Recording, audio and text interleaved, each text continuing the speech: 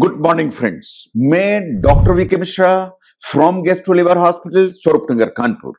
आज मैं बात करूंगा जो पांव में आने वाली स्वेलिंग है या जो चेहरे पर आने वाली स्वेलिंग है उसके बारे में।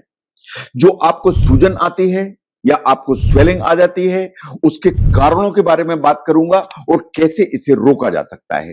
तो ये बिल्कुल फैक्ट है कि जो पांव में आपको सूजन आती है वो आती इसलिए है क्योंकि आपकी जो बॉडी है उसमें ज्यादा पानी जमा हो जाता है।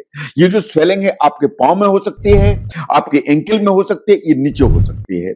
सबसे ज्यादा किसे होती है?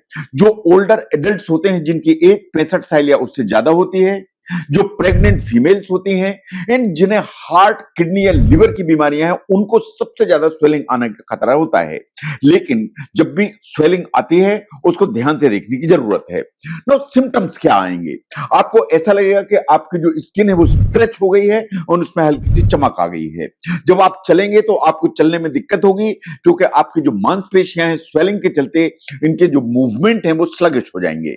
आपको ऐसा लगेगा कि आपको पांव में बहुत भारीपन है और अगर लंग्स के अंदर पानी चला गया तो चलने में आपकी सांस फूलेगी। तो अंडरलाइंग जो काज है वो बहुत इंपॉर्टेंट हो जाता है कि क्यों ऐसा हो रहा है। ना ये बात बिल्कुल सही है कि जो फ्लूइड है या पानी है जब टिश्यू में ट्रैप हो जाता है तभी आपको स्वेलिंग आती है। सबसे ज्यादा मैंने कहा पांव में आती है, लेकिन वो किसी भी पार्ट, बॉडी के पार्ट में आ सकती है, इवन चेहरे पे आ सकती है। हमारी जो खून की नसें हैं उनसे लगातार पानी बाहर जाता है एंड वापस आ जाता है। ये एक कंटिन्यूअस मूवमेंट है। जब इसमें कोई डिस्टरबेंस होगा तभी आपको इस तरह की स्वेलिंग आएगी जैसा आपको फोटोग्राफ में दिखाई दे रहा है। जैसा मैंने कहा कि सबसे ज्यादा किसे होती है? प्रेग्नेंट फीमेल्स को सबसे ज्यादा होती है पांव में जो नॉर्मल स्वेलिंग होती है। जो एडल्ट्स जिनकी एज 65 ईयर से ज्यादा है उनको होने का डर रहता है। उनका जॉब, जिनका प्रोलॉन्ग सिटिंग है, लंबे समय समय तक बैठे बैठे काम करते हैं या खड़े खड़े काम करते हैं, उनके पांव में स्वेलिंग आने का डर रहता है। वो लोग जिनके नमक का इंटेक काफी ज्यादा है उनको हमेशा फ्लूइड रिटेंशन या स्वेलिंग आने का डर रहता है। इसके अलावा देयर आर सर्टेन मेडिसिन, कुछ ब्लड प्रेशर की दवाइयां हैं जिन्हें आप इस्तेमाल करते हैं, स्वेलिंग आने का डर रहेगा। और जैसा मैंने कहा कि बहुत सारी बीमारियां, चाहे वो हार्ट की हो, किडनी की हो, लिवर की हो, एक पैर में या चेहरे पर स्वेलिंग आने का हमेशा डर रहेगा। नो, अगर हम सिम्टम्स को ध्यान से देखें तो सिम्टम्स आपको क्या दिखाई देंगे? जो आपका कोई भी बॉडी का पार्ट, जैसे पांव में स्वेलिंग आई तो आपका लगेगा पांव आपके बहुत बड़े बड़े हो गए हैं। जो स्किन है वो आपको स्ट्रेच दिखेगी, कुछ शाइनी दिखेगी, टाइट जैसी दिखेगी।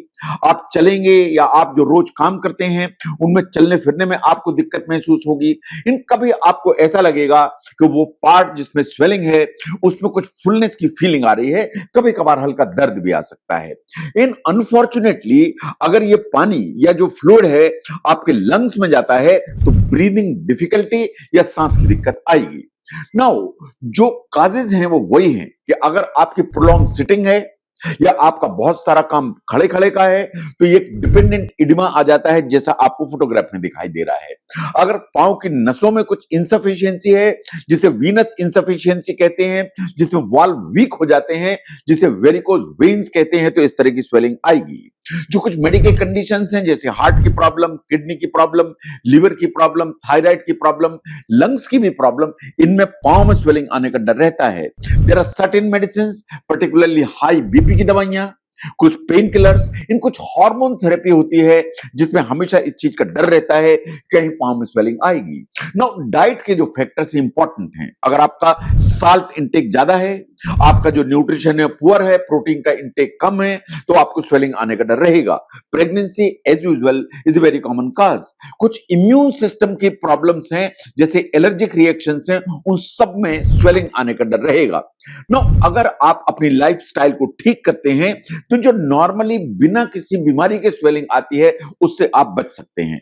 जब आप सोते हैं तो जो अफेक्टेड पार्ट है जैसे लोअर लिम्ब अगर अफेक्टेड है तो उसको हार्ट के लेवल से थोड़ा सा एलिवेट करके रखना है। अगर आप हार्ट के लेवल से उसको एलिवेट करके रखेंगे तो आप देखेंगे कि स्वेलिंग आपकी धीरे धीरे खत्म हो जाएगी। अगर आपका काम ऐसा है कि प्रोलॉन्ग सिटिंग है या स्टैंडिंग है तो आपको छोटे छोटे इंटरवल्स में एक वॉक करने की जरूरत है। इससे जो स्वेलिंग है नहीं आएगी और आएगी तो खत्म हो जाएगी। अगर आपको बार बार पैर में ही स्वेलिंग आती है तो आपको स्टॉकिंग्स पहनने की जरूरत है, कुछ स्पेशल सॉक्स आते हैं उनको पहनने की जरूरत है, तो इस तरह की जो स्वेलिंग है वो कम हो जाएगी। The most important thing is कि आपको अपना जो सॉल्ट इंटेक है या नमक का जो इंटेक है उसको बहुत कम मिनिमाइज करने की जरूरत है ना। कुछ डाइट्स हैं उन पर भी ध्यान देने की जरूरत है कि जैसे मैंने कहा कि आपको सोडियम कम करना है, इसका मतलब नमक कम करना है। एक बैलेंस डाइट चाहिए, डाइटिशियन से बात करिए, आपको शायद प्रोटीन बढ़ाने की जरूरत है, इन पानी को शायद लिमिट करने की जरूरत है, लेकिन उसको लिमिट करना है तो एक मेडिकल सुपरविजन में ही लिमिट करने की जरूरत है। तो अगर हम ध्यान से देखें कि जो मैनेजमेंट है बहुत सारी चीजें इन्वॉल्व करता है। आपके जो सिम्टम्स हैं उनकी मॉनिटरिंग चाहिए, आपको डॉक्टर से बात करने की जरूरत है, अगर इन्वेस्टिगेशन की जरूरत है तो वो कराइए ताकि क्लियर हो कि अंडरलाइंग कोई डिजीज तो नहीं है। अगर ऐसा है तो जो मेडिकल एडवाइस आपको दी जाती है उसको फॉलो करिए। जो लाइफस्टाइल एडजस्टमेंट्स हैं उनसे फर्क पड़ेगा, जो रेगुलर मूवमेंट है उनसे फर्क पड़ेगा, लिम्ब का जो एलिवेशन है इससे फर्क पड़ेगा, जो dietary changes particularly protein intake है उससे फर्क पड़ेगा। लेकिन अल्टीमेटली जो अंडरलाइंग काज है आप अपने डॉक्टर से बात करके उसको एड्रेस करिए, उससे फर्क पड़ेगा। तो जो कॉमनली जो स्वेलिंग आती है या इडिमा है, जो स्वेलिंग है उसके कारण समझने में इस वीडियो ने आपको हेल्प की तो जरूर शेयर करें। मैं doctor V K Mishra from gastro liver hospital, Swaroop Nagar, Kanpur. Thank you very much.